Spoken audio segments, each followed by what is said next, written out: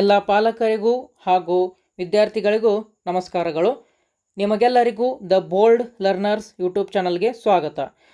ಈಗ ಈ ಕರ್ನಾಟಕ ವಸತಿ ಶಿಕ್ಷಣ ಸಂಸ್ಥೆಗಳ ಸಂಘದ ಅಡಿಯಲ್ಲಿ ಬರುವಂತಹ ಏಕಲವ್ಯ ಮಾದರಿ ವಸತಿ ಶಾಲೆ ಏನಿದೆ, ಇದರ ಮೊದಲ ಸುತ್ತಿನ ಸೀಟು ಹಂಚಿಕೆಯ ಲಿಸ್ಟನ್ನು ಬಿಟ್ಟಿದ್ದಾರೆ. ಹಾಗಾದರೆ ಈ ವಿಡಿಯೋದಲ್ಲಿ ಈ ಏಕಲವ್ಯ ಮಾದರಿ ವಸತಿ ಶಾಲೆಯ ಪ್ರವೇಶಾತಿ ಬಗ್ಗೆ ವಿವರಣೆಯನ್ನು ನೋಡೋಣ. ನಿಮಗೆಲ್ಲ ಗೊತ್ತಿರುವ ಹಾಗೆ ಈ ಕರ್ನಾಟಕ ವಸತಿ ಶಿಕ್ಷಣ ಸಂಸ್ಥೆಗಳ ಸಂಘದ ಅಡಿಯಲ್ಲಿ ಈ ಕೆಳಗಡೆ ಇರುವಂತಹ ಈ ಎಲ್ಲ ವಸತಿ ಶಾಲೆಗಳು ಬರುವಂಥದ್ದು. ಓಕೆ, ಇದರಲ್ಲಿ ಪ್ರಮುಖವಾಗಿ ಮೊರಾರ್ಜಿ ದೇಸಾಯಿ ವಸತಿ ಶಾಲೆ ಸಹ ಬರುತ್ತೆ. ಹಾಗಾದರೆ ಈ ಎಲ್ಲ ವಸತಿ ಶಾಲೆಗಳನ್ನು ಒಳಗೊಂಡು ಅಂದರೆ ಈ ಒಂದು ವಸತಿ ಶಾಲೆಗಳಿಗೆ ಪ್ರವೇಶ ಪರೀಕ್ಷೆಯನ್ನು ದಿನಾಂಕ 1/3/2026 ನಡೆದಿತ್ತು. ಓಕೆ, ಹಾಗಾದರೆ ಈಗ ಏನು ಮಾಡಿದ್ದಾರೆ, ಈ ಏಕಲವ್ಯ ಮಾದರಿ ವಸತಿ ಶಾಲೆ ಏನಿದೆ, ಈ ಶಾಲೆಗೆ ಸಂಬಂಧಿಸಿದಂತೆ ಮಾತ್ರ ಒಂದು ಫಸ್ಟ್ ಅಡ್ಮಿಷನ್ ಲಿಸ್ಟನ್ನು ಬಿಟ್ಟಿರುವಂಥದ್ದು. ಓಕೆ, ನಾನು ಬೇರೆ ಒಂದು ಯೂಟ್ಯೂಬರ್ಸ್ಗಳ ವಿಡಿಯೋನ ನೋಡ್ತಾ ಇದ್ದೆ. ಎಲ್ಲರೂ ಏನಂತ ಹೇಳ್ತಿದ್ದಾರೆ ಅಂತಂದರೆ, ಮೊದಲ ಮೊರಾರ್ಜಿ ದೇಸಾಯಿ ರಿಸಲ್ಟ್ ಬಂದಿದೆ ಅಂತ ಹೇಳ್ತಾ ಇದ್ದಾರೆ. ರಾಂಗ್ ಅದು. ಈಗ ಕೇವಲ ಏಕಲವ್ಯ ಮಾದರಿ ವಸತಿ ಶಾಲೆ ಏನಿದೆ ಇದಕ್ಕೆ ಸಂಬಂಧಿಸಿದಂತೆ ಮಾತ್ರ ಅಡ್ಮಿಷನ್ ಲಿಸ್ಟ್ ಬಂದಿರುವಂಥದ್ದು. ಓಕೆ, ನಿಮಗೆ ಕನ್ಫ್ಯೂಷನ್ ಕ್ಲಿಯರ್ ಆಯಿತು ಅಂತ ಅಂದ್ಕೊಂಡಿದ್ದೀನಿ. ಹಾಗಾದರೆ ಇದನ್ನು ಯಾವ ರೀತಿಯಾಗಿ ನಾವು ಚೆಕ್ ಮಾಡೋದಂತ ನೋಡೋಣ. ಓಕೆ, ನಿಮ್ಮ ಮೊಬೈಲ್ನಲ್ಲಿ ಇರುವಂತಹ ಗೂಗಲ್ ಬ್ರೌಸರ್ ಆಗಿರ್ಬೋದು, ಕ್ರೋಮ್ ಬ್ರೌಸರನ್ನು ಓಪನ್ ಮಾಡ್ಕೊಳ್ಳಿ. ಇಲ್ಲಿರುವಂತಹ ಸರ್ಚ್ ಬಾರ್ನಲ್ಲಿ KEA ಹೋಮ್ ಅಂತ ಸರ್ಚ್ ಮಾಡ್ಕೊಳ್ಳಿ. ಓಕೆ, ಒಂದು ನಿಮಿಷ. KEA. ಓಕೆ, KEA ಹೋಮ್ ಅಂತ ಸರ್ಚ್ ಮಾಡ್ಕೊಳ್ಳಿ. ಇಲ್ಲ ಅಂತಂದರೆ ಜಸ್ಟ್ KEA ಅಂತ ಸರ್ಚ್ ಮಾಡ್ಕೊಳ್ಳಿ.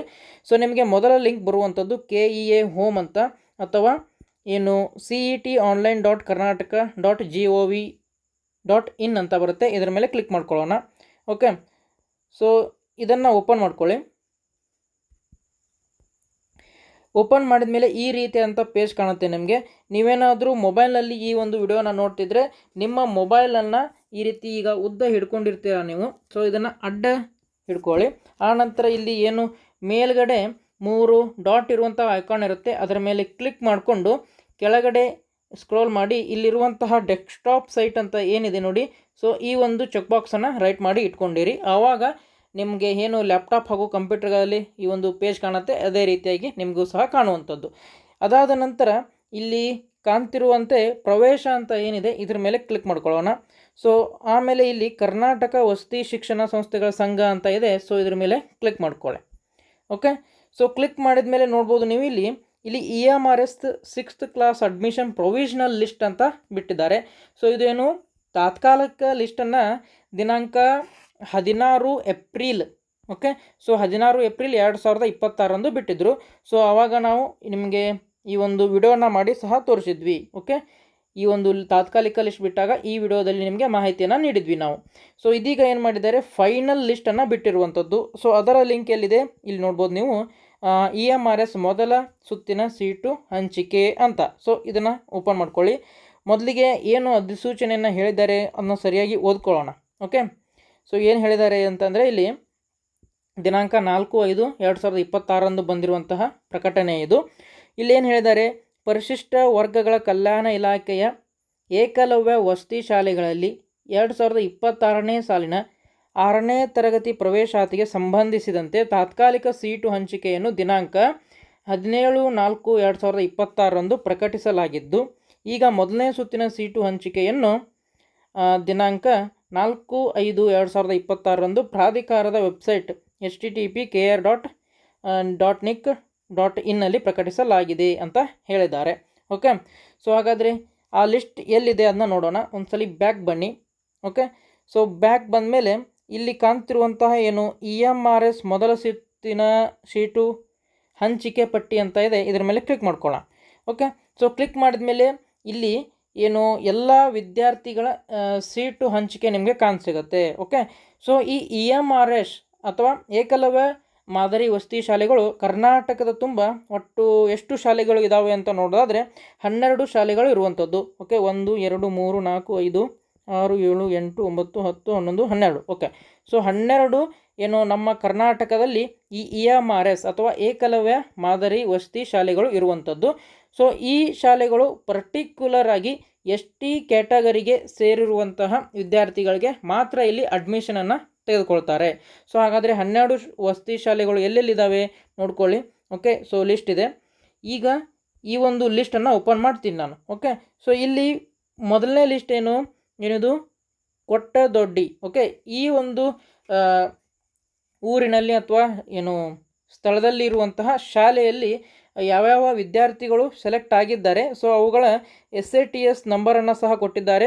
ವಿದ್ಯಾರ್ಥಿಗಳ ಹೆಸರುಗಳಿದ್ದಾವೆ, ಎಷ್ಟನೇ ರ್ಯಾಂಕು, ಓಕೆ, ನೇಟಿವ್ ಡಿಸ್ಟಿಕ್ ಅಂತ ಇದೆ, ಅಂದರೆ ಆ ವಿದ್ಯಾರ್ಥಿಯ ಸ್ವಂತ ಜಿಲ್ಲೆ, ಆಮೇಲೆ ಅವರ ತಾಲೂಕನ್ನು ಕೊಟ್ಟಿದ್ದಾರೆ, ಅಲೋಟೆಡ್ ಕೆಟಗರಿ ಅಂತ ಕೊಟ್ಟಿದ್ದಾರೆ. ಸೊ ಇಲ್ಲಿ ಏನು ಹೇಳಿದ್ದಾರೆ, STM ಅಂತ. ST ಅಂತಂದರೆ ST ಕ್ಯಾಟಗರಿ ಅಂತ ಅರ್ಥ, M ಅಂತಂದರೆ ಮೇಲ್ ಅಂತ ಅರ್ಥ. ಓಕೆ, ಸೊ ಹಾಗಾದರೆ ನೀವು ಹೇಗೆ ಚೆಕ್ ಮಾಡಬೇಕು, ನಿಮ್ಮ ವಿದ್ಯಾರ್ಥಿಯ SATS ನಂಬರ್ ಮುಖಾಂತರ ನೀವು ಸರ್ಚ್ ಮಾಡ್ಬೋದು. ಓಕೆ, ಸೊ ಇಲ್ಲಿ ಒಂದನೇದಾಗಿ ಕೊಟ್ಟದೊಡ್ಡಿ ಶಾಲೆಗೆ ಅಥವಾ ಅಲ್ಲಿರುವಂತಹ ಶಾಲೆಯಲ್ಲಿ ಅಲೋಟೆಡ್ ಆಗಿರುವಂತಹ ವಿದ್ಯಾರ್ಥಿಗಳ ಲಿಸ್ಟ್ ಇದು. ಹಾಗೆ ಕೆಳಗಡೆ ಸ್ಕ್ರೋಲ್ ಮಾಡ್ತಾ ಹೋಗಿ. ಓಕೆ, ಸೊ ನೆಕ್ಸ್ಟ್ ಏನಾಗುತ್ತೆ, ಇಲ್ಲಿ ಬಂಡಹಳ್ಳಿ. ಓಕೆ, ಸೊ ಬಂಡಹಳ್ಳಿ ಎಂಬ ಶಾಲೆ ಇದೆ, ಅಲ್ಲಿ ಇರುವಂತಹ ಶಾಲೆಯಲ್ಲಿ ಸೆಲೆಕ್ಟ್ ಆಗಿರುವಂತಹ ವಿದ್ಯಾರ್ಥಿಗಳ ಲಿಸ್ಟ್ ಇದು. ಓಕೆ, ಸೊ ಇದನ್ನು ಡೌನ್ಲೋಡ್ ಮಾಡ್ಕೊಳ್ಳಿ ನೀವು. ಜಸ್ಟ್ ವಿದ್ಯಾರ್ಥಿಯ SATS ನಂಬರನ್ನು ಸರ್ಚ್ ಮಾಡಿದರೆ ನಿಮಗೆ ನಿಮ್ಮ ವಿದ್ಯಾರ್ಥಿ, ನಿಮ್ಮ ಮಗು ಸೆಲೆಕ್ಟ್ ಆಗಿದೆಯೋ ಇಲ್ವೋ ಅಂತ ಗೊತ್ತಾಗುತ್ತೆ. ಸೊ ಟೋಟಲ್ ಆಗಿ 27 ಪೇಜ್ಗಳಿರುವಂಥದ್ದು. ಎಲ್ಲ 12 ಶಾಲೆಗಳಲ್ಲಿ ಯಾವ ಯಾವ ವಿದ್ಯಾರ್ಥಿಗಳು ಈ ಲಿಸ್ಟಲ್ಲಿ ಸೆಲೆಕ್ಟ್ ಆಗಿದ್ದಾರೆ, ಸೊ ಅವುಗಳ ಲಿಸ್ಟನ್ನು ಕೊಟ್ಟಿದ್ದಾರೆ. ಓಕೆ, ಸೊ ಇದು ಸೆಲೆಕ್ಷನ್ ಲಿಸ್ಟೇ ಇದು, ಫಸ್ಟ್ ಸೆಲೆಕ್ಷನ್ ಲಿಸ್ಟ್, ಅಂದರೆ ಯಾವ ವಿದ್ಯಾರ್ಥಿಗಳು ಸೆಲೆಕ್ಟ್ ಆಗಿದ್ದಾರೆ ಅಂತ.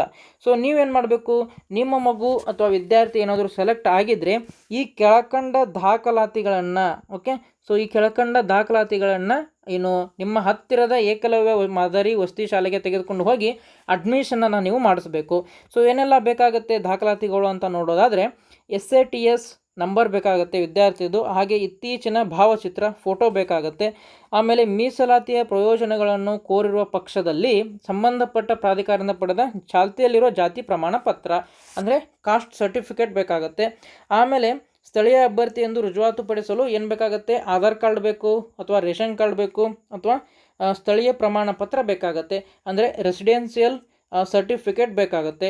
ಆಮೇಲೆ ಆಧಾರ್ ಕಾರ್ಡ್ ಅಂತೂ ಕಂಪಲ್ಸರಿ ಬೇಕೇ ಬೇಕು. ಆಮೇಲೆ ವಿಶೇಷ ವರ್ಗಗಳಿಗೆ ಸಂಬಂಧಿಸಿದಂಥ ಪ್ರಮಾಣ ಪತ್ರಗಳು. ವಿಶೇಷ ವರ್ಗ ಅಂತಂದರೆ ಅಂಗವಿಕಲ ಅಭ್ಯರ್ಥಿ ಇದ್ದರೆ, ಸೊ ಆ ರೀತಿಯಂತಹ ವಿಶೇಷ ವರ್ಗಗಳು ಇರುತ್ತವಲ್ವ, ಅಥವಾ ಸೈನಿಕರ ಮಕ್ಕಳು, ಈ ರೀತಿ ಏನೆಲ್ಲ ವಿಶೇಷ ವರ್ಗಗಳನ್ನು ಅಪ್ಲಿಕೇಶನ್ ಹಾಕುವಾಗ ಕೊಟ್ಟಿದ್ರಿ, ಸೆಲೆಕ್ಷನ್ ಮಾಡಿದ್ರಿ, ಸೊ ಅವುಗಳನ್ನ ಸಹ ನೀವು ತೆಗೆದುಕೊಂಡು ಹೋಗಬೇಕು. ಸೊ ಇಲ್ಲಿ ಅಡ್ಮಿಷನ್ ಮಾಡಲಿಕ್ಕೆ ಕೊನೆಯ ದಿನಾಂಕ ಅಂತ ಎಲ್ಲಿ ಈ ಒಂದು ನೋಟಿಸಲ್ಲಿ ಮೆನ್ಷನ್ ಮಾಡಿಲ್ಲ. ಬಟ್ ಆದಷ್ಟು ಬೇಗ ನೀವು ಏನು ಮಾಡಿ ಅಂತಂದರೆ, ನಿಮ್ಮ ಹತ್ತಿರದಲ್ಲಿರುವ, ಅಂದರೆ ನಿಮ್ಮ ಮಗು ಯಾವ ಏಕಲವ್ಯ ಶಾಲೆಗೆ ಸೆಲೆಕ್ಷನ್ ಆಗಿದೆ, ಸೊ ಆ ಶಾಲೆಗೆ ಹೋಗಿ ಅಲ್ಲಿ ನಿಮಗೆ ಏನಾದರೂ ಡೌಟ್ಸ್ಗಳಿದ್ರೆ ಆ ಎಲ್ಲ ಮಾಹಿತಿಗಳನ್ನ ಅವ್ರ ಹತ್ರ ಕೇಳ್ಬೋದು. ಸೊ ಲಿಸ್ಟ್ ಮಾಡಲಿಕ್ಕೆ ಹೋಗಬೇಡಿ, ಆಲ್ರೆಡಿ ಫಸ್ಟ್ ಲಿಸ್ಟ್ ಬಂದಿರುವಂಥದ್ದು. ಓಕೆ, ಇದು ಇನ್ನೊಮ್ಮೆ ಹೇಳ್ತೀನಿ, ಇದು ಮೊರಾರ್ಜಿ ದೇಸಾಯಿ ವಸತಿ ಶಾಲೆಯ ಸೆಲೆಕ್ಷನ್ ಲಿಸ್ಟ್ ಅಲ್ಲ, ಕೇವಲ ಏಕಲವ್ಯ, ಓಕೆ, ಏಕಲವ್ಯ ಮಾದರಿ ವಸತಿ ಶಾಲೆ ಏನಿದೆ, ಸೊ ಆ ಶಾಲೆಗೆ ಮಾತ್ರ ಸಂಬಂಧಿಸಿರುವಂತಹ ಸೆಲೆಕ್ಷನ್ ಲಿಸ್ಟ್ ಇದು. ಹಾಗಾದರೆ ಮೊರಾರ್ಜಿ ದೇಸಾಯಿ ಸೆಲೆಕ್ಷನ್ ಲಿಸ್ಟ್ ಯಾವಾಗ ಬರುತ್ತೆ ಅಂತ ನೋಡೋದಾದರೆ, ಇದರಿಂದ ಅಥವಾ ಇದರ ಬಗ್ಗೆ ಇಲಾಖೆಯಿಂದ ಯಾವುದೇ ಅಧಿಕೃತವಾದಂತಹ ಮಾಹಿತಿ ಇಲ್ಲ. ಸೊ ನಮ್ಮನ್ನು ಕೇಳಿದರೆ ನಾವು ಏನಂತ ಹೇಳ್ಬೋದು, ಜಸ್ಟ್ ಇನ್ನೊಂದು ವಾರದಲ್ಲಿ ಬರ್ಬೋದು ಅಂತಲೇ ಹೇಳ್ಬೋದು. ಯಾಕಂತಂದರೆ ಯಾವುದೇ ಮಾಹಿತಿ ನಮಗೂ ಸಹ ಸಿಗ್ತಾ ಇಲ್ಲ. ಓಕೆ, ಸೊ ಹಾಗಾದರೆ ಇದಿಷ್ಟು ಈ ಒಂದು ಏಕಲವ್ಯ ಮಾದರಿ ವಸತಿ ಶಾಲೆಗಳ ಫಸ್ಟ್ ಲಿಸ್ಟ್ ಇತ್ತು, ಅದರ ಬಗ್ಗೆ ಮಾಹಿತಿ ಆಯಿತು.